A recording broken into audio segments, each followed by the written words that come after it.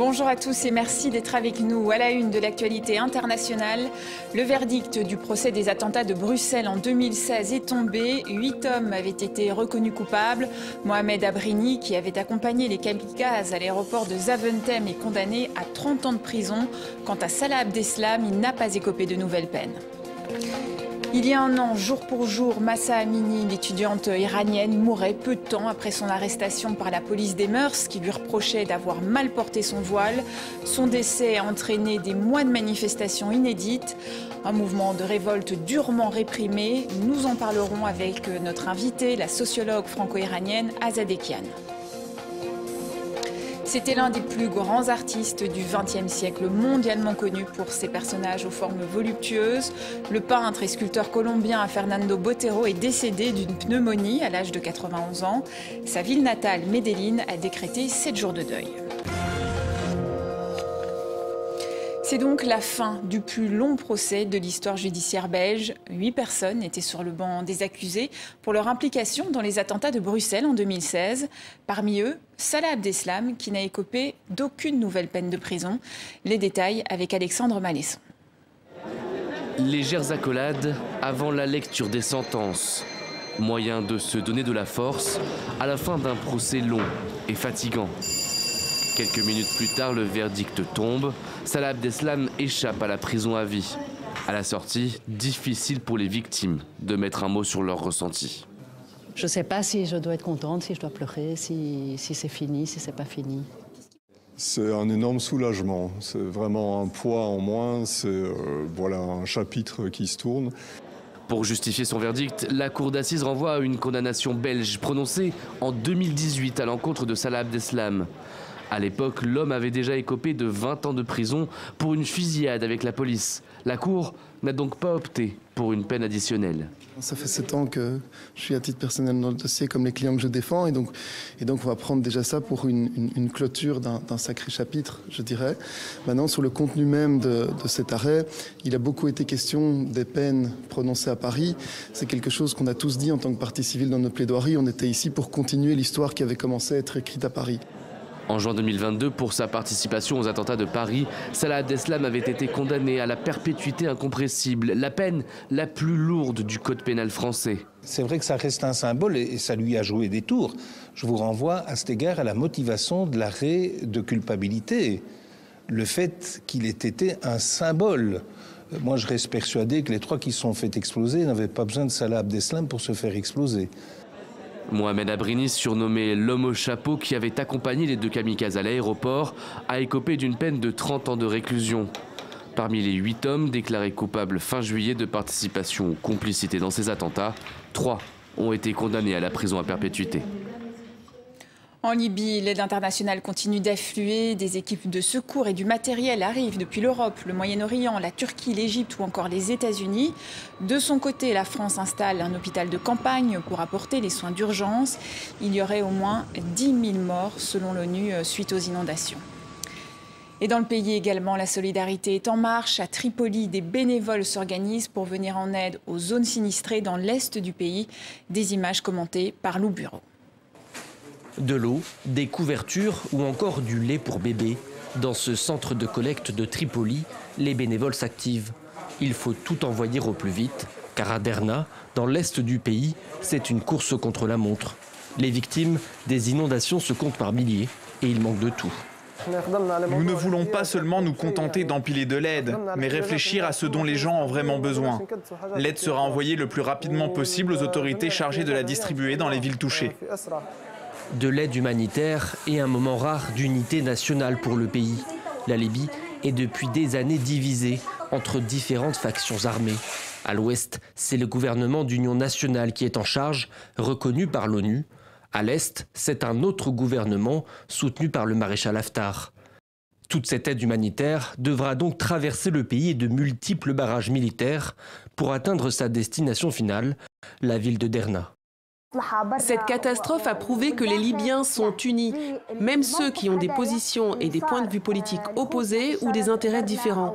Tous se sont unis après ce qui s'est passé dans l'est du pays à Derna, Al-Baïda, Soussa et Shahat. À l'aéroport de Tripoli, ces soignants et médecins sont eux aussi sur le départ. Ils vont participer aux recherches des milliers de personnes portées disparues. Lorsque quelqu'un voit une telle chose, tout ce qu'on ressent, c'est de la douleur pour nos frères. Quiconque peut t'aider doit se porter volontaire et ne pas rester chez lui. Un premier appel de fonds de plus de 71 millions de dollars a été mis en place. Il devrait permettre de venir en aide immédiatement aux quelques 250 000 personnes touchées par les inondations. C'était il y a un an en Iran. Mahsa Amini était arrêtée par la police pour un voile mal ajusté. 3 jours plus tard, la jeune femme est décédée à l'hôpital. Sa mort a déclenché une vague de protestations dans le pays face au régime en place. Depuis, les femmes iraniennes font preuve d'un courage exemplaire. On va en parler avec notre invité. Mais d'abord, retour sur ce mouvement de contestation en images avec Solène Grépon. La rage de vivre libre. Elle tient le peuple iranien depuis 1 an. Depuis la mort de Mahsa Amini, 22 ans, passé à tabac lors de sa garde à vue, tué pour une mèche de cheveux. Des provinces, aux rues de Téhéran, jusque dans les universités et les écoles. Des milliers d'Iraniens défient le régime. Nika, 35 ans, descend dans les rues de Téhéran dès les premiers jours. 1 an plus tard, elle et d'autres femmes acceptent de témoigner. Pour les protéger, nous n'entendrons ni ne verrons ces femmes. J'y allais en famille, les rues étaient remplies. On a reçu des tirs directs. Le régime a tiré sur beaucoup de gens. Je les enregistre. Ils tirent sur les gens. Oh mon Dieu, ils tuent des gens. Plus de 530 personnes sont tuées, comme Nika, 17 ans,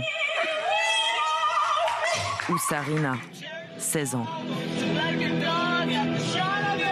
Au moins 20 000 protestataires sont arrêtés, des dizaines condamnés à mort.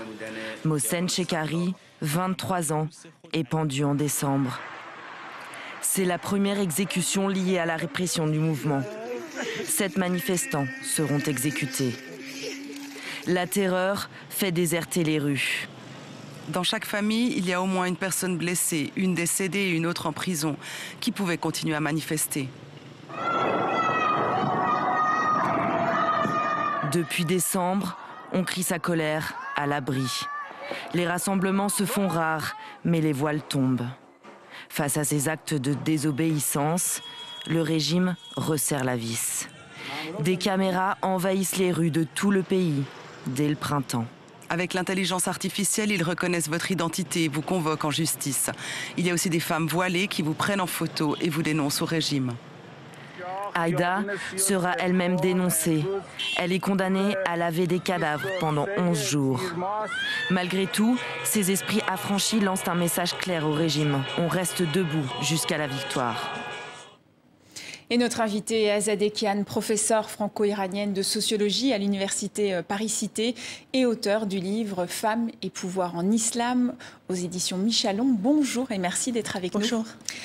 1 an après le début de la contestation, des centaines de manifestations plus tard, où en est le mouvement de contestation en Iran? Écoutez, le mécontentement s'est répandu au pan entier de la population, il ne faut pas oublier, c'est-à-dire à la fois aux femmes, davantage de femmes, aussi minorités ethniques et religieuses, mais également ouvriers, paysans et d'autres catégories sociales et professionnelles, même si tout le monde, effectivement, les gens ne descendent plus dans la rue comme ça a été le cas l'année dernière parce que le régime tue et la répression est féroce. Par exemple, aujourd'hui, afin d'empêcher les gens de descendre dans la rue, on l'a dit dans le reportage, eh bien, il y a beaucoup qui ont été déjà arrêtés de façon préventive. Et puis, ils ont dépêché les tanks et aussi les militaires, hein, les gardiens de la révolution dans les villes kurdes qui avaient appelé à la grève générale, très bien suivie aujourd'hui d'ailleurs dans les villes kurdes. Mais en même temps, à Sarez, la ville natale de Jina Mahsa Amini, ses parents sont placés en résidence surveillée, donc interdits de voir des autres. Et puis, le cimetière où s'est enterré Mahsa Jina est occupé par les forces militaires.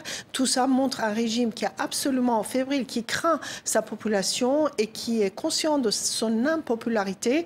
Néanmoins, effectivement, on a moins de mobilisation dans la rue, contrairement à l'année dernière, parce que les gens ont peur tout simplement pour leur vie.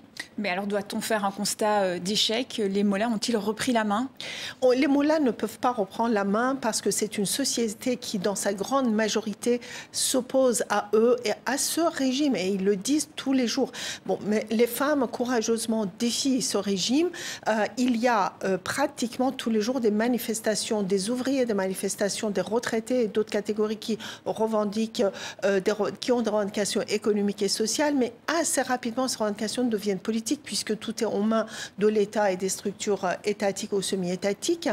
Et surtout, les gens ne font plus confiance à ce régime ni n'ont absolument aucun espoir dans des réformes. Et c'est ça qui a changé, si vous voulez. Et donc, si vous voulez, on constate aussi les revendications pour la laïcité qui auparavant était vraiment réservée à des intellectuels. Aujourd'hui, tout le monde revendique la laïcité, c'est-à-dire la séparation entre la religion et l'État, contre l'islam politique, pour les libertés, la démocratie. Quand vous dites tout le monde, il y a quand même une partie de la population qui soutient le régime en place, non? Très peu. Écoutez, regardez maintenant, aujourd'hui, le régime est incapable de mobiliser sa base de soutien. Très peu de gens acceptent d'aller dans la rue. On estime, c'est très difficile, mais moi, personnellement, quand je regarde les taux de participation aux élections et après, même avant l'assassinat de Gina Massa et la révolution en cours, 10 à 15%.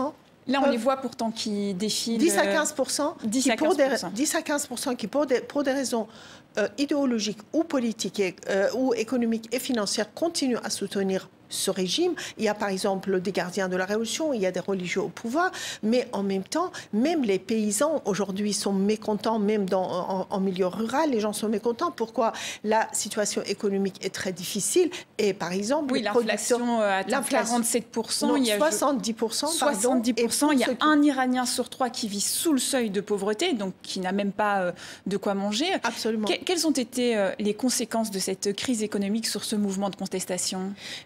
D'une part, vous voyez bien que d'autres catégories qui n'en faisaient pas partie aujourd'hui aussi sont mécontents et montrent leur mécontentement, comme par exemple, je disais, les paysans, les agriculteurs, par exemple, de ceux qui produisent le riz au nord de l'Iran, qui jusque-là parvenaient, jusqu'à il y a 2 ans encore, malgré les sanctions américaines, parvenaient à vendre le riz, qu'aujourd'hui disent que c'est plus possible. Les gens n'ont plus les moyens d'acheter même le riz. Je ne parle même pas de viande, je ne parle même pas d'autres denrées. Et les prix ont augmenté par 200% pour les denrées alimentaires de base, alors que les salaires ont augmenté de 20% ou 25%, alors même que le régime continue à vendre son pétrole, 2 millions de barils de pétrole par jour. Et les États-Unis tournent le regard pour ne pas voir. Les leaders occidentaux, alors, ont-ils abandonné le peuple iranien, selon vous?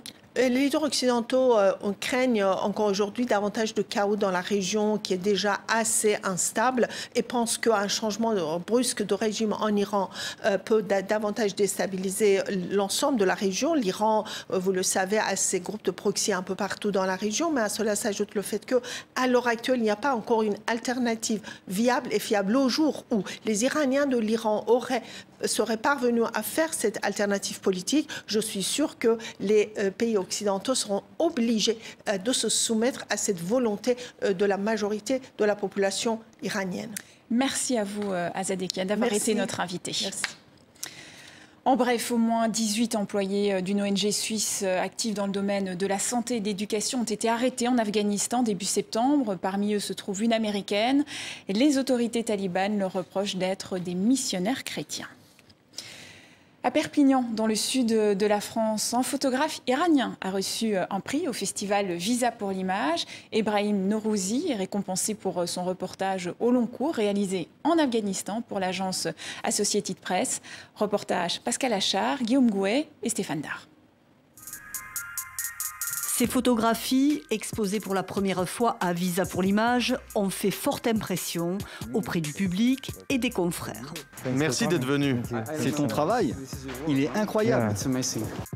Des images poignantes, un travail d'1 année sur l'Afghanistan, récompensé par le festival d'un Visa d'or magazine.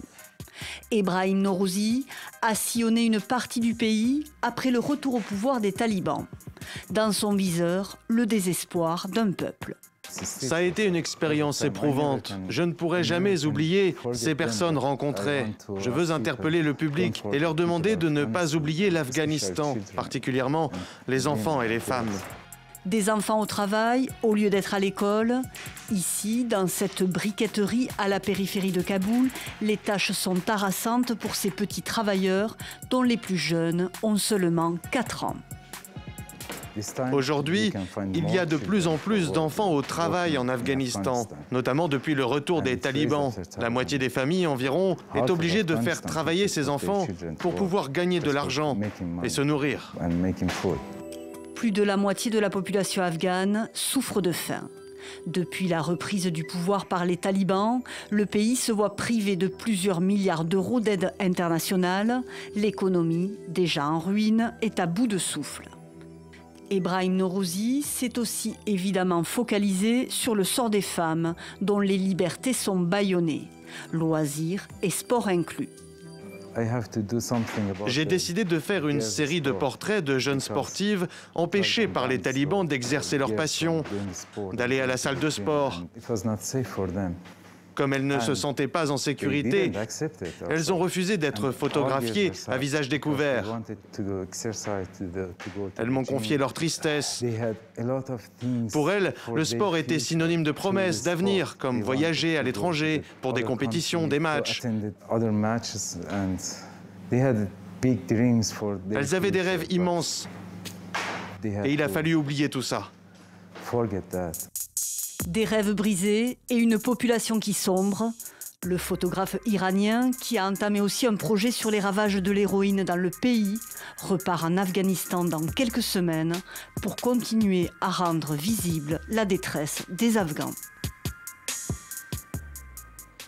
En Colombie, la presse salue le plus grand artiste colombien de tous les temps. Le peintre et sculpteur Fernando Botero s'est éteint vendredi à l'âge de 91 ans. Célèbre pour ses personnages aux formes généreuses, il laisse derrière lui plus de 3000 tableaux et 300 sculptures, signe de son insatiable envie de créer. Alexandre Amiez. Un parterre de fleurs en l'honneur de Fernando Botero. Dès l'annonce de son décès, de nombreux amateurs du peintre et sculpteur se sont donné rendez-vous pour lui rendre hommage sur sa place, celle qui porte son nom. Hors de question de se laisser emporter par des scènes larmoyantes. Ici, on célèbre la vie de l'artiste. La mort du maître Fernando Botero a été un coup très dur, surtout pour nous qui travaillons sur la place. Il était très affectueux et compréhensif avec nous, les vendeurs de la place. Connu pour ses personnages aux formes voluptueuses et ses représentations d'animaux, Fernando Botero laisse derrière lui des milliers d'œuvres d'art. Gigantesques, démesurées, hors du commun, autant de qualificatifs que les connaisseurs utilisent pour évoquer les créations de cet homme connu dans le monde entier. L'universalité de l'artiste, c'est le pouvoir de parler à des publics aussi opposés que le latino-américain, le coréen, le singapourien. Dans mon travail, il y a des éléments que les tableaux doivent avoir, et ces éléments parlent aux gens, quelle que soit leur nationalité. Un artiste international qui n'aura jamais oublié ses origines. En 2012, il fait don de son chat à Medellín, sa ville natale. Souvent considéré comme le plus célèbre artiste colombien, Fernando Botero passe sa vie dans de nombreux pays. Les États-Unis, l'Italie, la France, le Mexique. Mais sa principale muse reste sa nation, la Colombie, notamment sa beauté et ses tournants politiques. Le contact avec le Mexique et son art m'a confirmé cette idée, que je devais m'inspirer de ma terre et de mes souvenirs pour développer mon travail artistique. Depuis quelques années, lui et sa femme vivaient à Monaco. La mort, il la craignait, mais il s'y préparait. Je dois dire que ces derniers temps, je pense souvent à la mort. C'est normal, quand on a 80 ans. J'ai de la peine à l'idée de quitter ce monde et de ne pas pouvoir travailler davantage, car je prends tellement de plaisir à travailler. Jusqu'à la fin de sa vie, Fernando Botero sera resté un amoureux de l'art. La mort le terrorisait, mais toujours moins que de devoir abandonner les pinceaux. Des animaux emblématiques de la forêt amazonienne qui illuminent le ciel de New York et le siège de l'ONU. Un spectacle lumineux réalisé à l'aide de drones dans le cadre d'une campagne de sensibilisation à l'Amazonie. La 78e Assemblée générale des Nations Unies se tient en ce moment à Manhattan et les dirigeants des États membres sont attendus dans quelques jours. Et c'est la fin de ce journal. Merci à vous pour votre fidélité. Excellente suite de programme sur TV5 Monde.